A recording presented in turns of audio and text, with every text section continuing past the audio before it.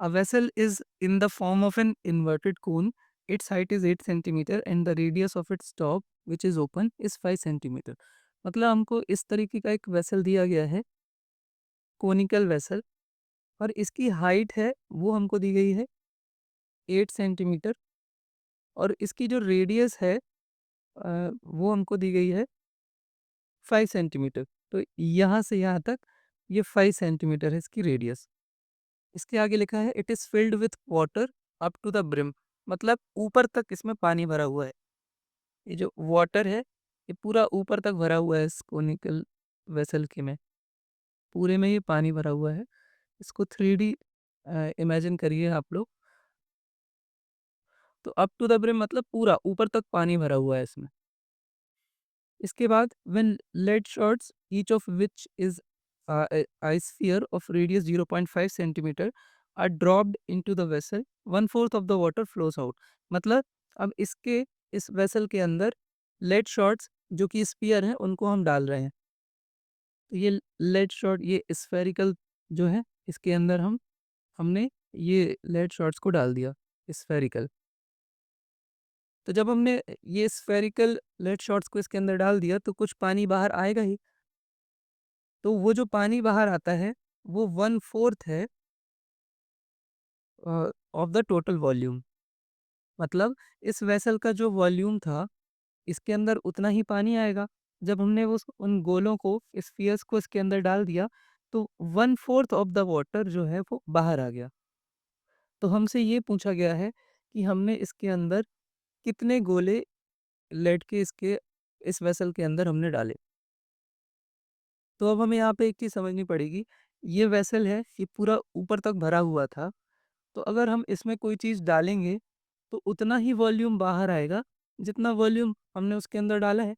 मतलब अगर एक स्फीयर जो हमने इसके अंदर डाला, उसका वॉल्यूम 2 सेंटीमीटर क्यूब है, तो इस वेसल से 2 सेंटीमीटर क्यूब पानी बाहर आ जाएगा।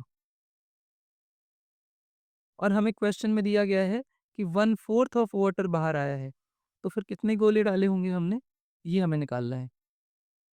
तो 1/4 जो वाटर बाहर आया है, उसका वॉल्यूम जो होगा, वो सभी स्फीयर के वॉल्यूम के बराबर होगा, जितने भी हमने स्फीयर इसके अंदर डाले हुए हैं।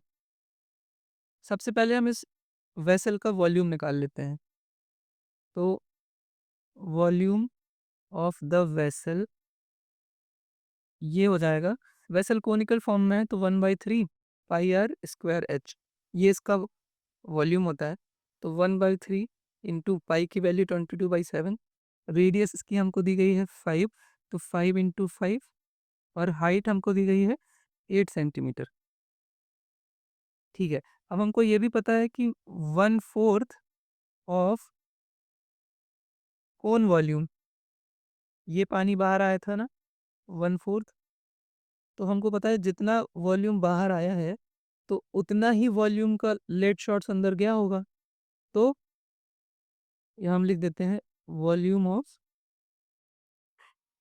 N lead shots. मतलब हमें नहीं पता कितनी गोली अंदर है, तो हमने मान ली कि एन गोलियां इसमें हमने डाली हैं। तो 1/4 ऑफ कौन वॉल्यूम कितना हो जाएगा, जितना वॉल्यूम है उसका, उसमें 1/4 का मल्टीप्लिकेशन और कर देंगे। तो 1/4 into 1/3 into 22/7 into 5 into 5 into 8, ये बराबर होगा हमारे एन लेड शॉट्स के बराबर। तो एन इंटू एक लेड शॉट का वॉल्यूम कितना होगा, वो होगा 4/3 पाई आर क्यूब। तो हम यहाँ पे पाई और आर की वैल्यू भी रख देते हैं। तो पाई की वैल्यू हम यहाँ पर रखेंगे तो 22/7 इंटू रेडियस कितनी थी हर लेड शॉट की, 0.5 सेंटीमीटर। तो 0.5 इंटू 0.5 इंटू 0.5। अब हमें यहाँ पे एन की वैल्यू निकालना है, तो ये बहुत ही ईजी हो जाएगा। ये 7 इस तरफ है, ये 7 ये कैंसिल हो जाएंगे, ये 3 कैंसिल हो जाएंगे। इसके बाद ये 22 है, ये 22 कैंसिल हो जाएंगे।